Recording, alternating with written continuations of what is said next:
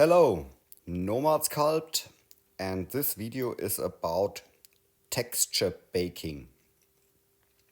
And I call it important because it's about the logic for the meshes which are taken into account for baking. So here you can pause the video and read this here. First, it takes the selected meshes into account. The main selected mesh is the one that gets baked. Okay, so we need an example. So here, this scene here is a big sphere and a lot of small spheres around it. And I use now the solo view here. So you see here, this is a color, so it's only paint. So, and here I want to bake this sphere on this mesh. Okay, and here in the baking settings, you see here from high res 22. So 22 meshes are taken into account when I press bake from high res. So when I press bake now, you see here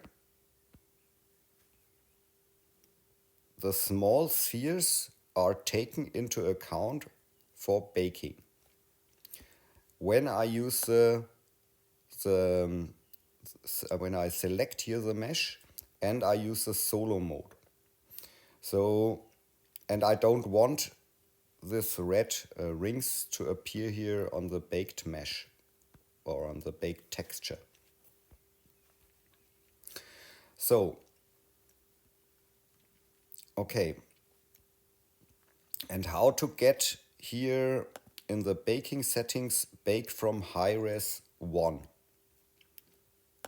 So you have to select the first sphere and the second sphere. So now the highlighted mesh is the mesh where the baking happens. And now when you look at the baking things here, then you see here bake from high res 1. So in the hierarchy are two meshes selected, but baking is from high res 1. So when I press now baking from high res 1, you see here no small spheres are taken into account. So this is what I want. So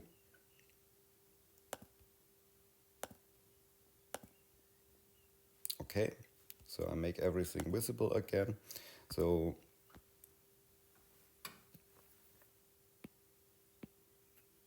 you see here the red spheres are not baked.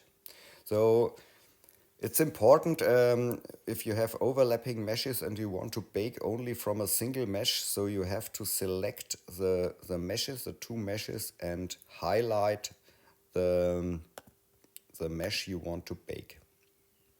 So I hope you understand it, because there can be problems with the baked texture. So that's it.